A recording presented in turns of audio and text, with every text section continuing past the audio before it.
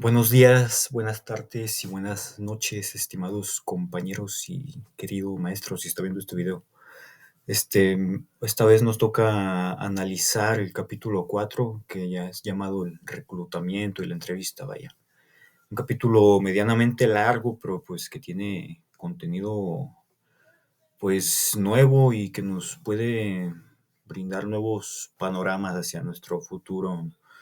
Tal vez para pedir trabajo también nos pueda servir bastante, ya que vienen ejemplos que creo que nos pueden interesar. Nuestro equipo es este que ven aquí en pantalla, ya nos conocen, así que me voy a pasar esa parte y pues pasaremos a lo importante, que es en este caso comenzando con el reclutamiento. Hay dos tipos de reclutamiento en general. El reclutamiento interno que, vaya, asciendes a gente de tu organización. Es decir, a gente que trabaja ya contigo la vas ascendiendo de puesto. Por ejemplo, un obrero lo asciendes después a inspector de calidad, después al laboratorio, no sé, o después a supervisor. Y pues así sucesivamente, ¿no? Los beneficios de esto es que pues fomentas que tus mismos trabajadores se sientan pues realizados, vaya, y que se sientan conformes con la empresa y no haya pues esta disparidad de no tomarlos en cuenta. El segundo tipo de reclutamiento es el reclutamiento externo, que aquí ya no tomas gente interna para subirla a puestos que lo requieren, vaya, en los que ocupas personal, sino que ahora sí que buscas gente externa a la empresa.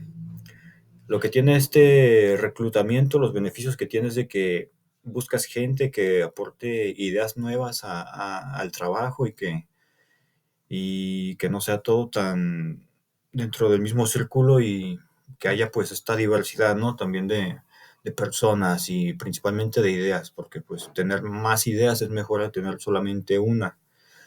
Y hay mayores salidas, mejores oportunidades, mejor resolución de problemas.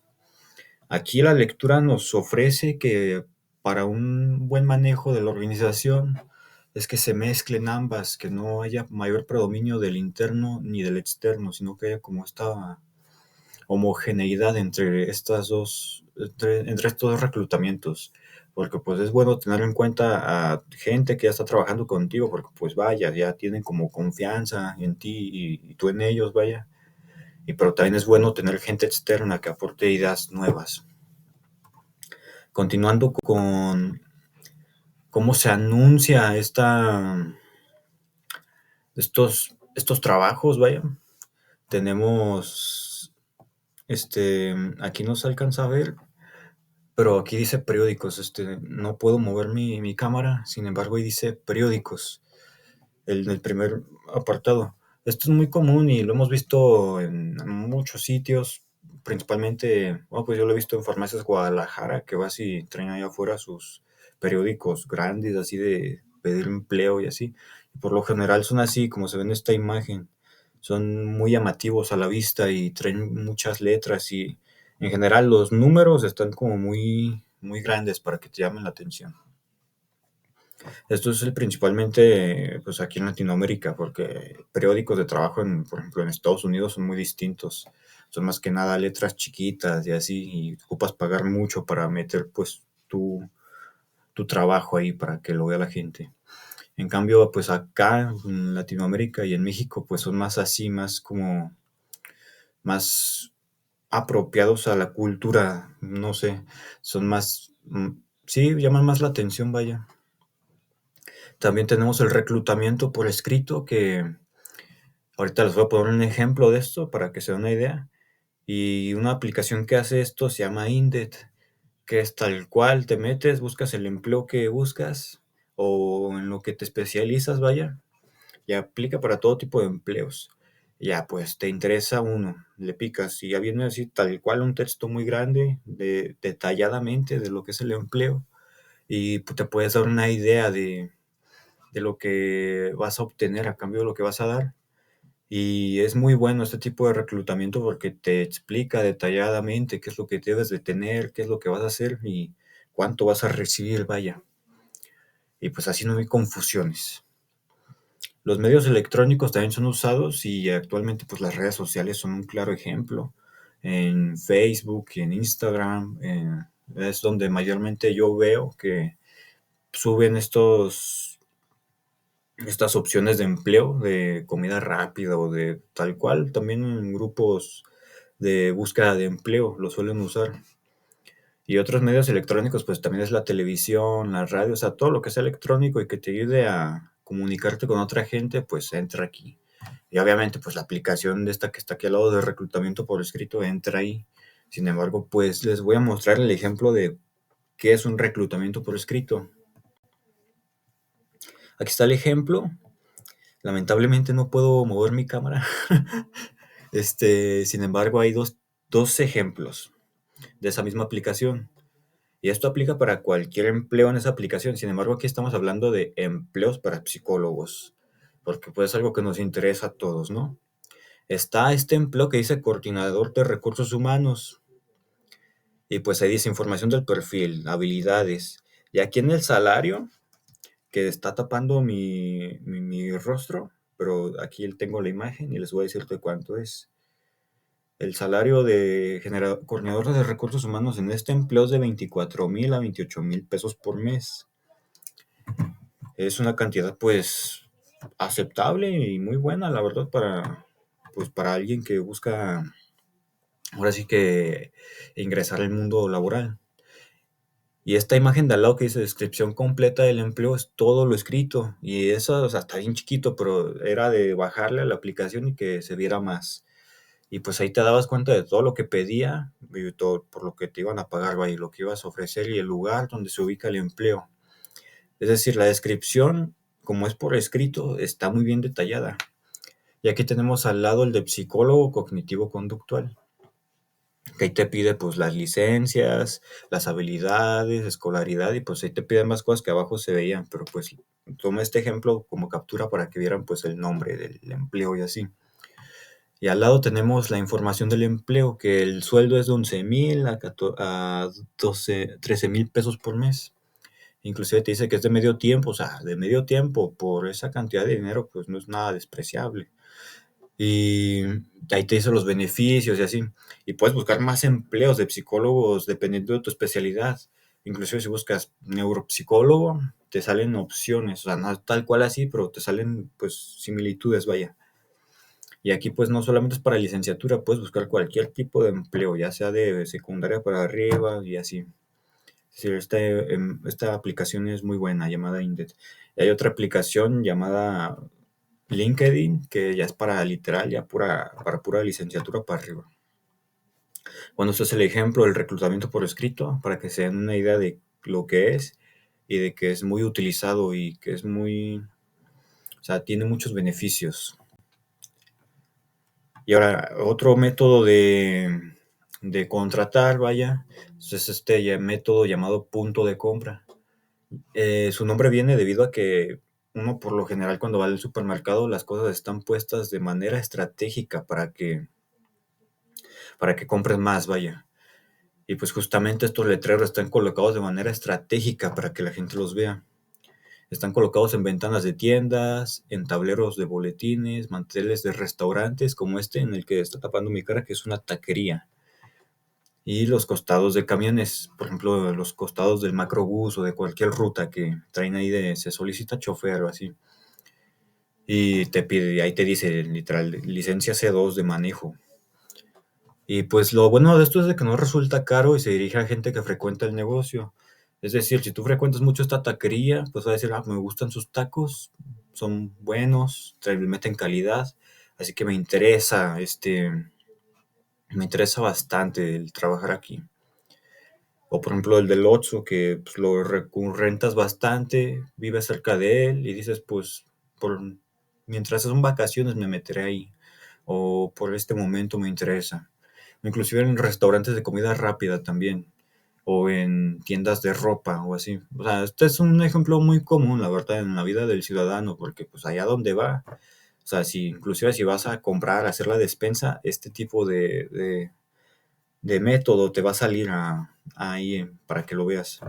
Y pues supongo que, o sea, casi la gran mayoría habrá visto este método y pues sabrá que es un texto muy corto y va directo al grano y da pues ahí tal cual el número para que marques y te asesores de lo que es el empleo. Vayamos a la siguiente. Los reclutadores, cómo se recluta a la gente. Los otros eran métodos en los que la gente se entera. Sin embargo, pues ocupas reclutadores también en otros métodos en los que ya pues ocupas ser más específico, ¿no? En lo que buscas.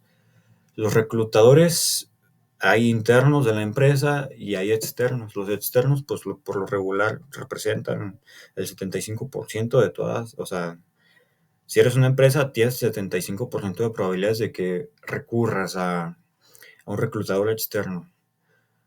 Y estos reclutadores externos trabajan por medio de agencias de empleo. Y estas agencias de empleo, que ya son medio obsoletas, la verdad, porque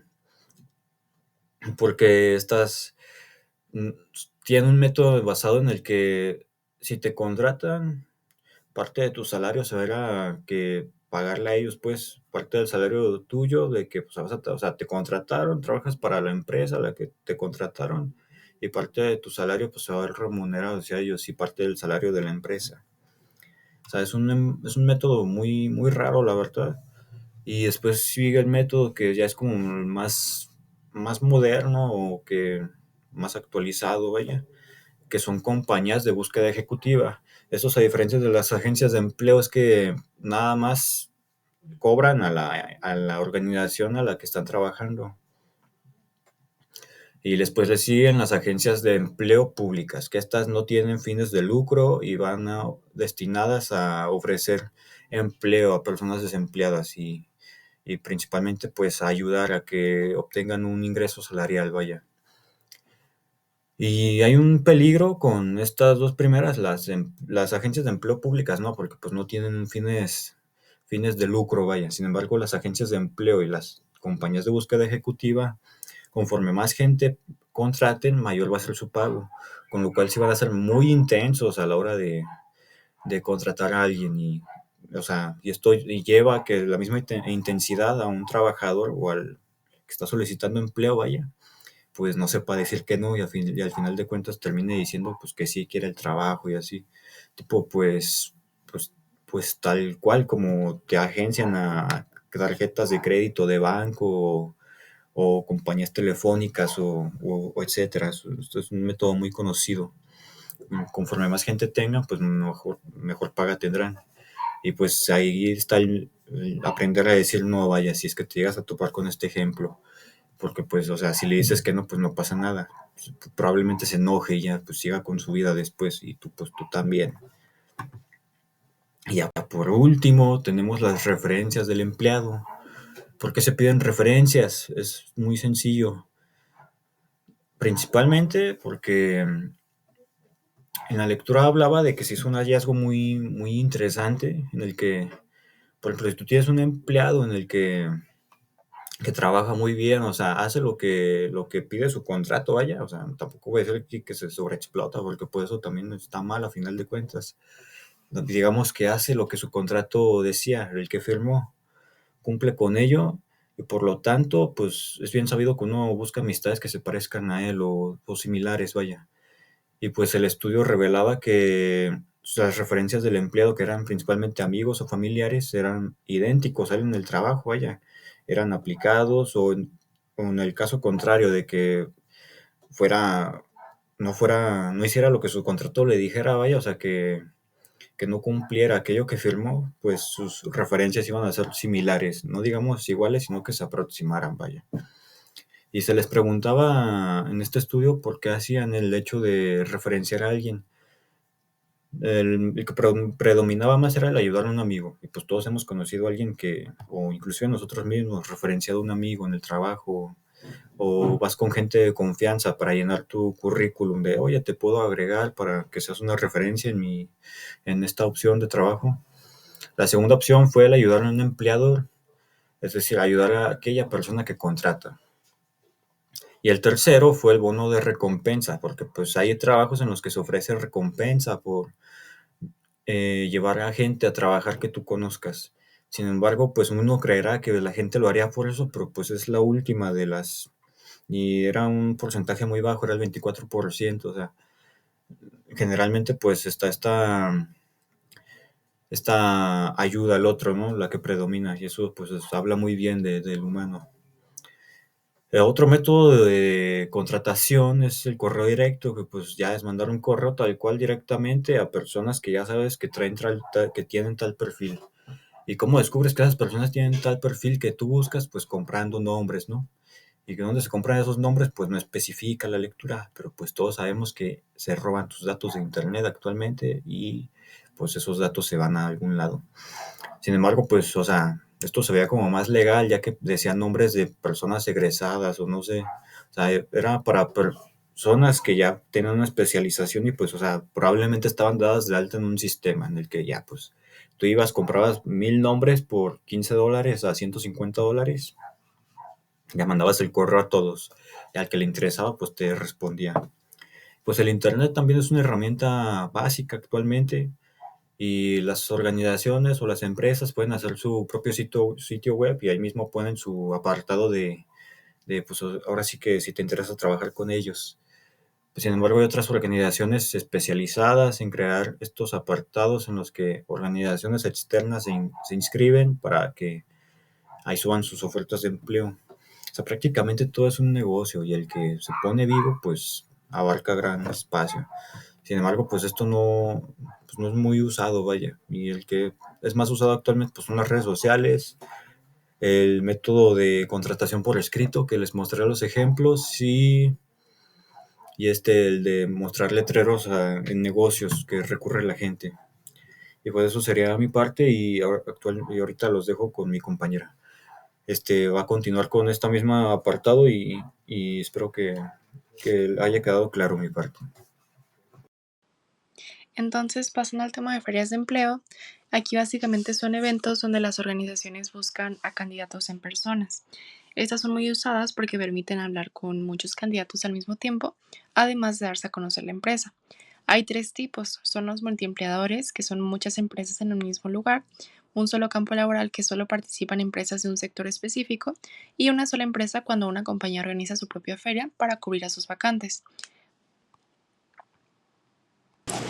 Y los incentivos, a veces para las empresas es un poco difícil encontrar un personal, entonces aquí las empresas ofrecen algunos incentivos para atraer a la gente. Pueden ser bonos de contratación, descuentos o apoyos de vivienda. En la población no tradicional, a veces los métodos de reclutamiento que está empleando la empresa no funcionan o no les dan pues los resultados que están esperando ellos. Entonces aquí lo que hacen es que las empresas buscan en grupos un poquito menos comunes, como pueden ser algunas iglesias, la comunidad LGBT e incluso reclusos. Esto con el fin de ampliar su panorama y que no sea la contratación como habitual o como las mismas personas que solemos ver a diario. Y en el reclutamiento de solicitantes pasivos, básicamente a veces las empresas se roban, entre comillas, al empleado. ¿Esto qué quiere decir? A veces los mejores empleados pues ya tienen trabajo, ya están ubicados en alguna otra empresa. Entonces aquí los reclutadores buscan atraerlos. Se acercan a asociaciones profesionales, a veces publican en internet como en Facebook, asisten en conferencias y así. Entonces aquí también entra el tema de los incentivos. Ofrecen incentivos para atraer a la gente, no sé, un mayor sueldo, etcétera. Esto, como les comento, con el fin de traer a los mejores empleados a su empresa. En la evaluación de la efectividad se puede medir por 5 cosas. La primera es el número de solicitantes que genera cada fuente. Si realmente es buena, pues va a atraer mucha gente. Es básicamente lo que quiere decir. El costo por solicitante. A veces, como les comentaba, es un poco costoso para las empresas. Entonces, entre menos costoso sea, pues es mejor para la empresa. Esto, claro, sin perder pues el propósito que es reclutar gente. El número de solicitantes calificados o costo por solicitante calificado, que es lo mismo que mencionaba hace rato. El número de empleados exitosos contratados. Si hubo una exitosa contratación, pues es decir que la efectividad de la técnica o de la evaluación fue buena. Y pasando al tema de la información realista del puesto, pues únicamente es ser honestos con los candidatos y no solo hablar de lo bueno que puede encontrar la empresa, como el sueldo o los beneficios, sino de las partes difíciles que como toda empresa pues tiene que tener. Algunas veces los horarios, la monotonía, a veces no habría posibilidad de ascenso y es importante hacérselo saber al candidato. A veces se pueden asustar un poco, pero es mejor que se queden quienes ya saben realmente las cosas y no que se vayan porque no sabían y estés contratando de nuevo y la empresa esté a cada rato reclutando gente. Y ya por último, las técnicas efectivas de selección ya será como la parte final, ya que una vez que se tiene un grupo de candidatos seleccionados, lo importante de eso es elegir al más adecuado, el que tenga las mejores capacidades para cumplir en el puesto solicitado. Para que la técnica de selección sea efectiva, tiene que tener tres cosas. La primera es la validez, es decir, que la prueba que se vaya a aplicar realmente ponga en evidencia el desempeño y mida lo que debe medir en el candidato. La legalidad, que es evitar las preguntas que puedan ser incómodas, discriminatorias o invasivas al candidato. Y la eficiencia en costos, como mencionaba anteriormente, a veces es un poquito costoso para las empresas, entonces lo más idóneo sería justo esto, reducir los costos. Y pues estas técnicas se aplican en toda entrevista laboral, puede ser desde la revisión de referencias, algunas pruebas psicológicas, incluso en algunas hay pruebas de habilidades físicas, en otras antidoping, etcétera. Entonces, si ustedes ya han ido a pedir trabajo, sabrán que siempre existen este tipo de técnicas y pues son básicamente para que las decisiones sean más justas, confiables y útiles. Hola, yo les voy a hablar sobre la información realista del puesto. Es una técnica que consiste en mostrar al candidato cómo es realmente un puesto, incluyendo tanto lo negativo como lo positivo. La lógica es que aunque algunos se desanimen, los que se quedan ya saben qué esperar y es más probable que permanezcan en el trabajo.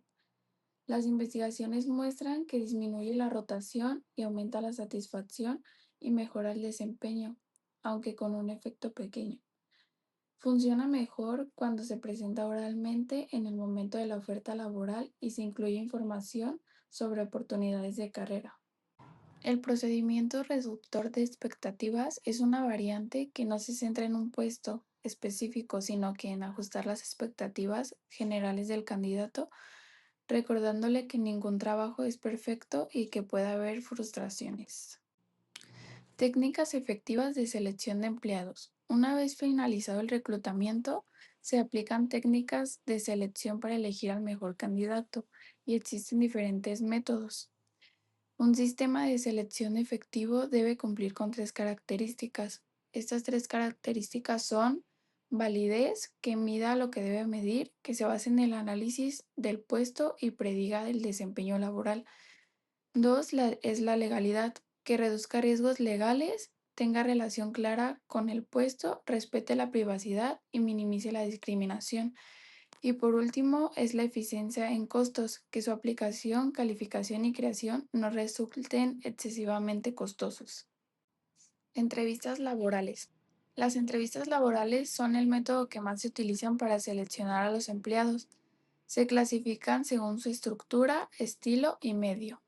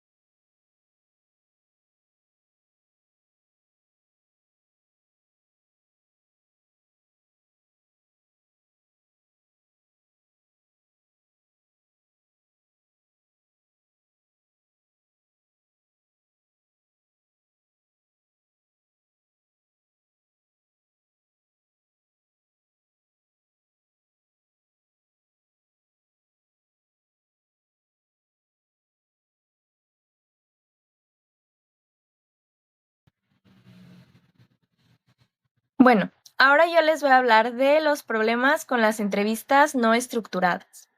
Como ya hemos visto anteriormente, en una entrevista laboral, lo mejor es hacer una entrevista estructurada. o altamente estructurada. Y más adelante les voy a contar como un poquito más por qué. Pero antes de eso, me gustaría contarles como por qué no es una buena idea hacer una entrevista no estructurada. Y es que las no estructuradas tienen una validez y una confiabilidad notoriamente menores en comparación con las entrevistas estructuradas. Y ahorita yo les voy a explicar por qué. Algunos factores que la hacen ser menos fiables son la mala capacidad intuitiva. Esto es que los entrevistadores normalmente basan su intuición para decidir si contratar o no a alguien. Entonces esta decisión ya no es como tan pensada, sino que viene como de una manera más visceral.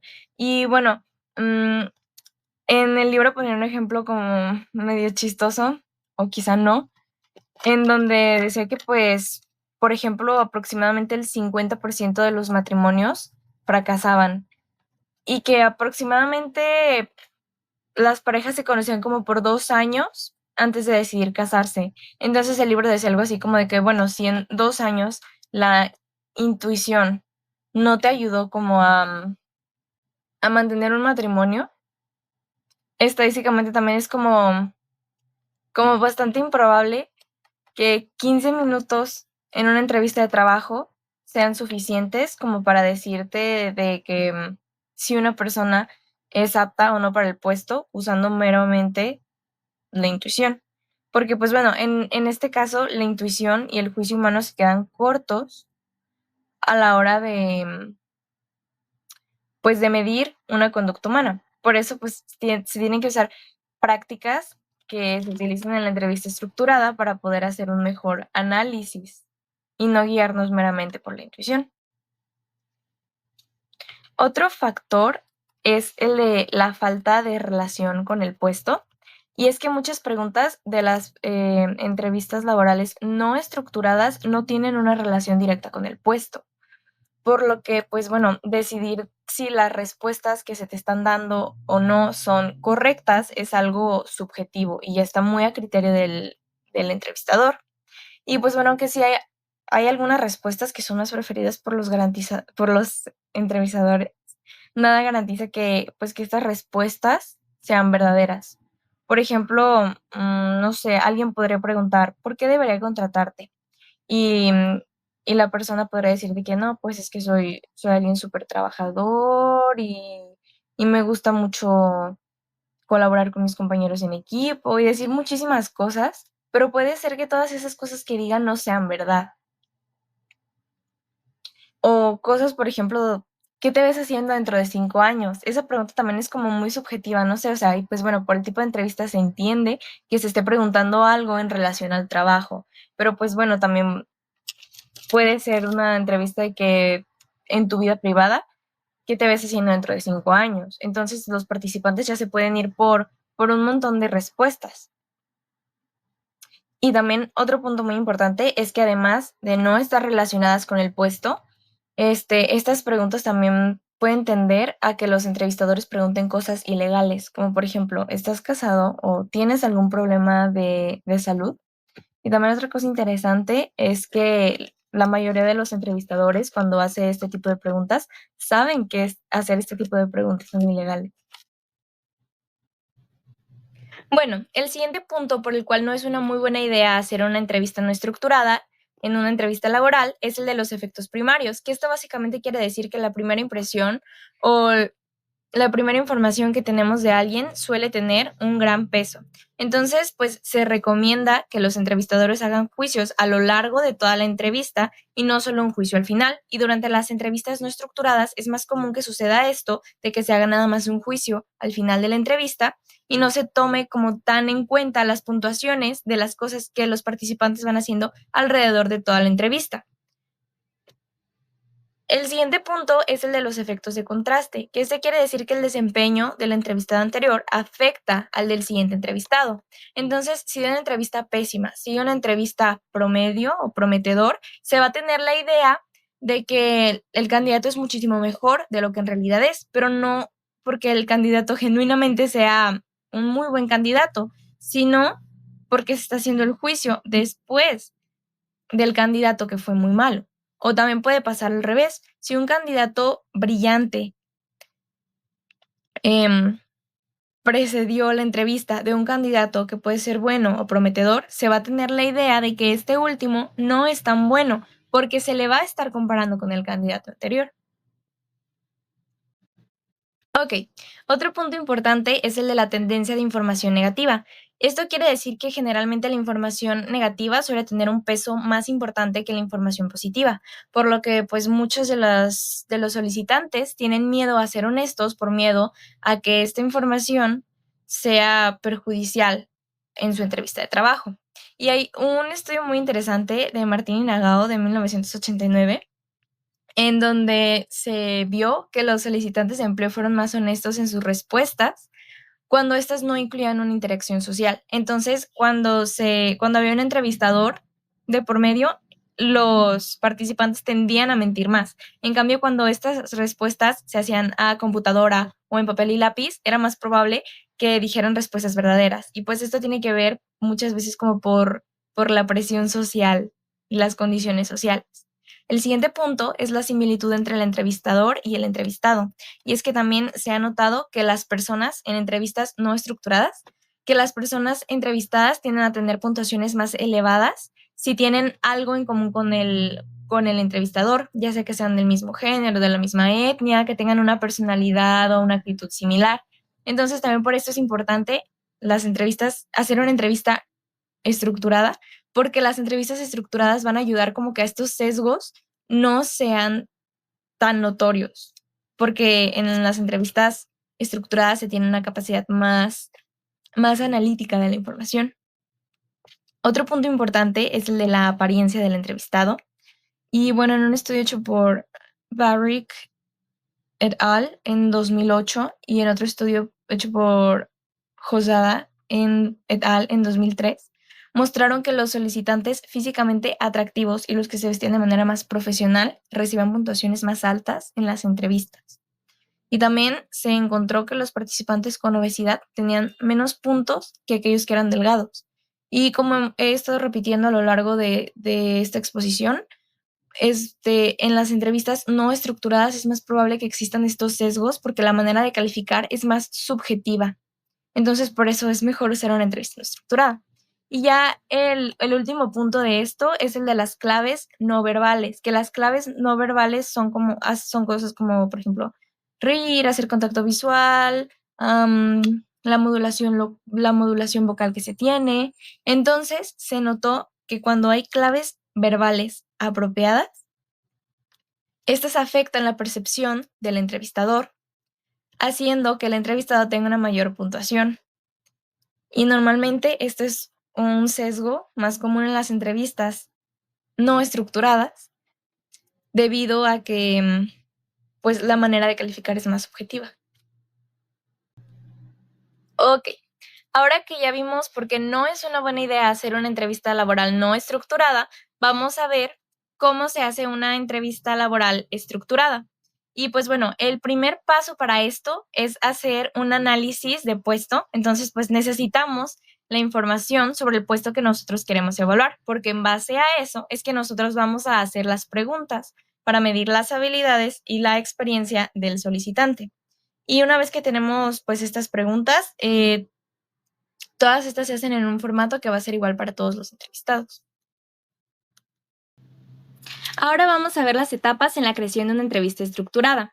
Y bueno, en estas etapas nosotros vamos a determinar las XAO, que son las siglas en inglés para Knowledge, Skill, Ability and Others, que se tocarán en esta entrevista. Entonces, la primera etapa es la realización de una descripción y análisis detallados del puesto.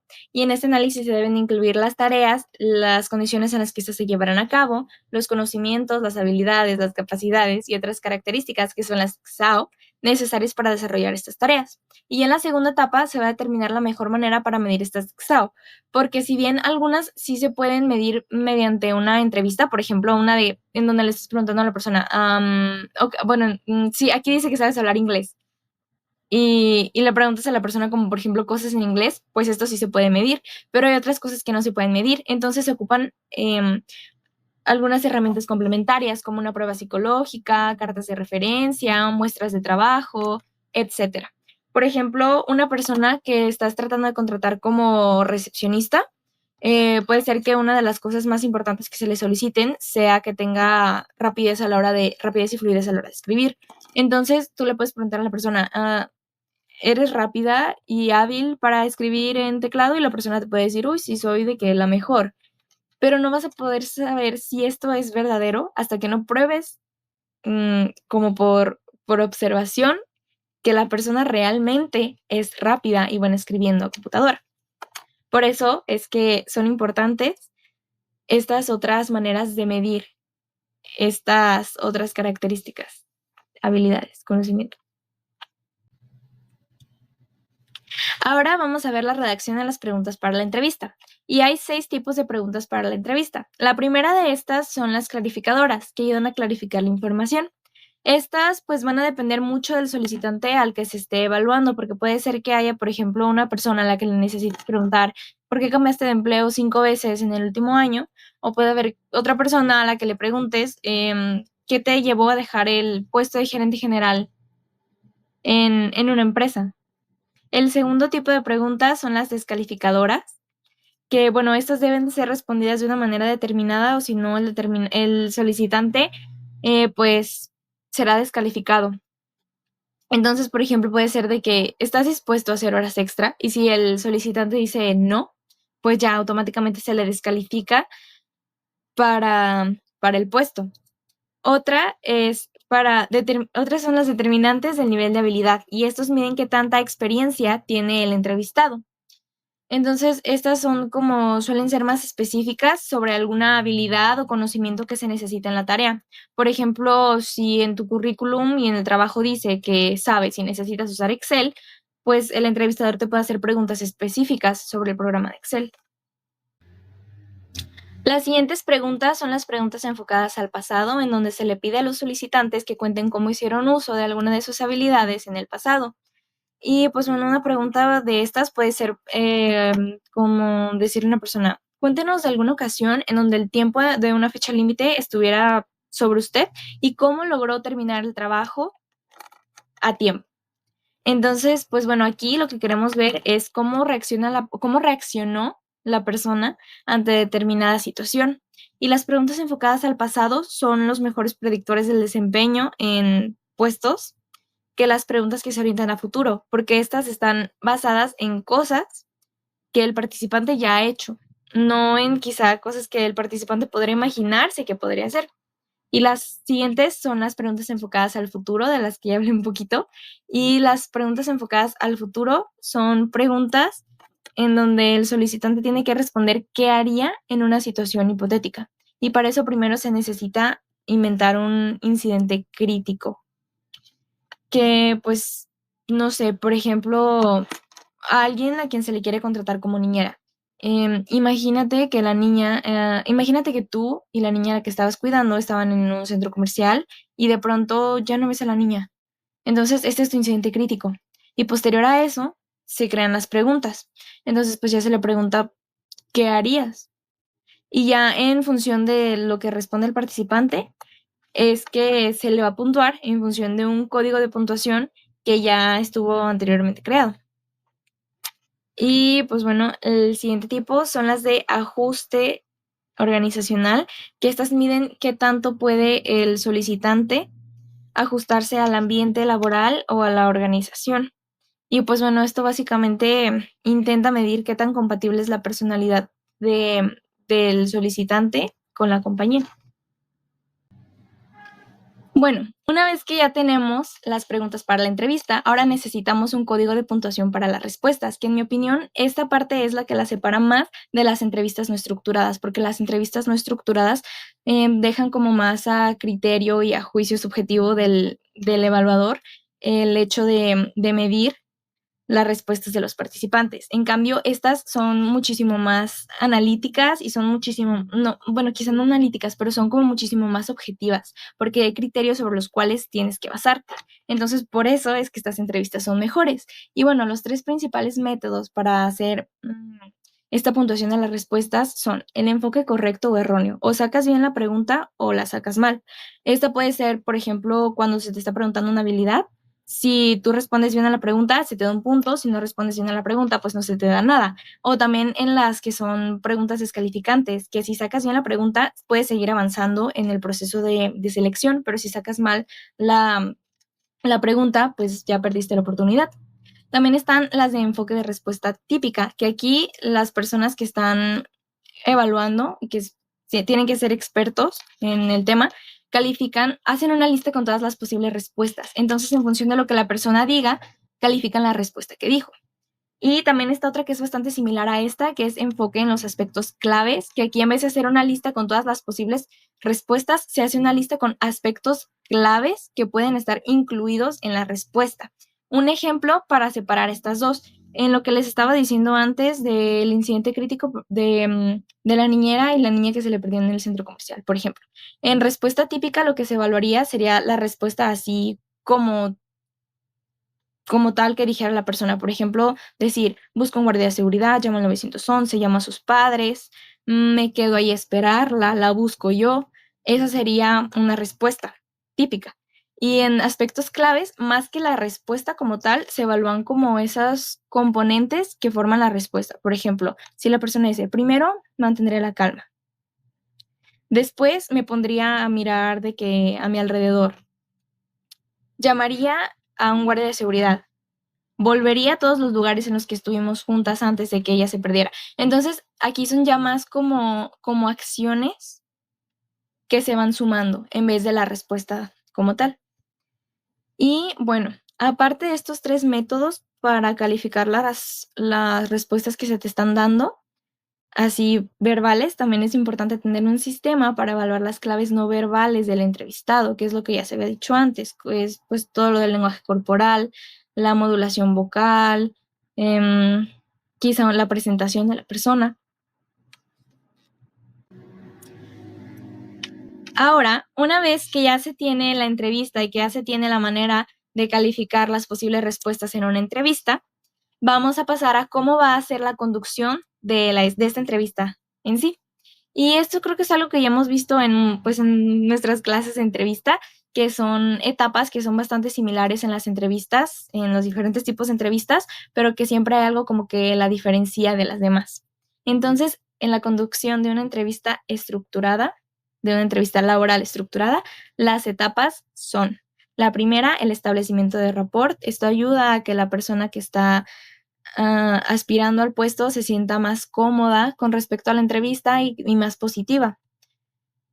La segunda es la explicación del proceso, que vendría siendo pues el encuadre. Le tienes que explicar a la persona qué es lo que se va a hacer, los tipos de preguntas quizá que se van a hacer, y mencionar también que se va a estar tomando notas, por ejemplo, porque puede que la persona esté muy inspirada haciendo y contando y de pronto ve que el entrevistador saca el cuadernito y como que se puede asustar.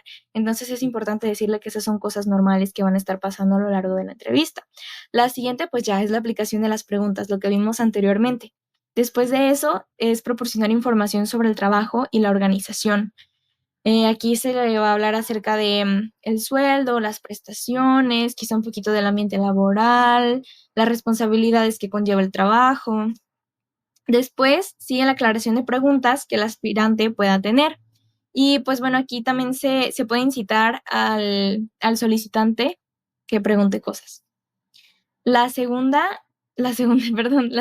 cosa es que se debe terminar la entrevista con un comentario cordial para que la persona se vaya como que más a gusto, porque recordemos que es importante siempre tratar al solicitante de muy buena manera porque, bueno, según lo que decía en la lectura, ya sea uno que se quedara con el trabajo, esa persona también era un potencial cliente y las personas que estaban alrededor de esa persona también eran potenciales clientes, entonces se busca que tenga una buena imagen de la empresa. Y ya por último, al final se hace la conclusión y se suman las puntuaciones para obtener la calificación de la entrevista, pero pues esto lo hace ya el entrevistador aparte. La preparación de la entrevista es crucial para obtener un resultado positivo al momento de nosotros hacer una entrevista de empleo o entrevista de trabajo. Para esto recalcamos ciertos puntos muy importantes que son preparación y reducción de la ansiedad. Es importante llegar al lugar seguros y calmar como todos esos nervios antes de nosotros poder interactuar o hablar con la persona que en su momento nos hará la entrevista. La puntualidad dice mucho también de las personas y de cómo pueden ejercer a futuro su rol en la empresa. La investigación de la empresa. Al momento de llegar a una empresa, la persona debe saber a qué cargo se va a enfrentar o cuáles son las oportunidades o las habilidades que debe tener para poder ser parte de esta empresa o para que le den el cargo. Apariencia y comportamiento. El manejo y una compostura adecuada en la entrevista va a ayudar a que el entrevistador sienta seguridad y se sienta en un ambiente genuino con el entrevistado. Y después de la entrevista es importante tener de pronto una carta de agradecimiento por el hecho de que dieron el espacio o se permitió la elaboración de esta entrevista. También tenemos la carta de presentación. La carta de presentación bien elaborada puede ser una herramienta poderosa de manera positiva hacia nosotros, ya que vamos a resaltar o a sobresalir frente a otros aspirantes a este cargo. Algunos de los tips o estrategias que nos dan para elaborar una carta bien estructurada son la estructura, valga la redundancia, y el formato. La carta de tener un máximo de una cuartilla y contener un saludo, 4 párrafos principales y una firma. Esto es importante ya que se va a demostrar el interés que se tiene hacia el cargo y hacia la empresa y va a ser de una manera personalizada, ya de eso hablaremos más adelante. 2, el saludo, dirigirse a la persona por su nombre completo, señor o señora, y si es posible no usar el estimado para no como generalizar en los diferentes cargos. Tercero, indique el puesto que solicita, cómo se enteró de la vacante y mencione que adjunta su currículum, explique brevemente por qué está calificado a ese puesto. Esto es importante porque, como mencionaba, hay que demostrar cierto interés sobre la vacante, sobre el puesto y por qué creemos que somos capaces o por qué creemos que tenemos las habilidades para encargarnos de ese puesto. Y 4, muestre su interés específico en la compañía y cierre la carta, incluye información que usted prefiera. O sea, eso para personalizar y ver que se tiene conocimiento de la empresa que es, del trabajo o la vacante que se ocupa y para terminar la carta de una manera cordial y amable.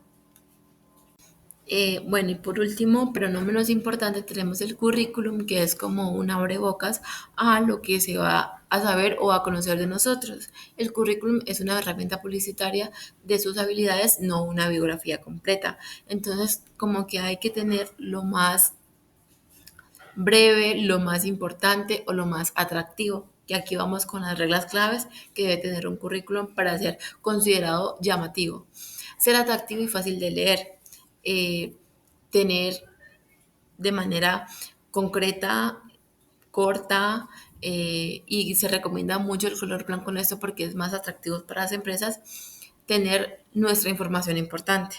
Sin errores se refiere a no tener errores gramaticales, ni ortográficos, ni de ningún tipo, porque este hecho puede hacer que sea eh, una justificación para no contratarlo o para no tenerlo en cuenta para el cargo. Hacerse ver cualificado sin mentir, mostrar sus cualidades sin exagerarlas o sin inventar o crear algunas cualidades que no tiene, porque el 40% de los currículos muchas veces son imprecisos por este hecho. Las personas quieren resaltar o llamar la atención y lo que hacen es mentir o hacer verdades disfrazadas para ser contratados. También tenemos diferentes tipos de currículums. Tenemos el currículum cronológico, que es en el cual la persona va a hablar sobre sus trabajos anteriores desde el más reciente hasta el primero. El funcional organiza las habilidades que tiene la persona y puede ver cómo son útiles estas habilidades para el cargo al que se está postulando. Y psicológico es del tipo en que la persona resume sus fortalezas, máximo 7, para para aprovecharlas a su favor. Y luego sigue con la sección de educación, experiencia y destacando alguna parte fuerte o alguna habilidad fundamental que él tenga y por la cual se le debe reconocer de manera importante para este puesto.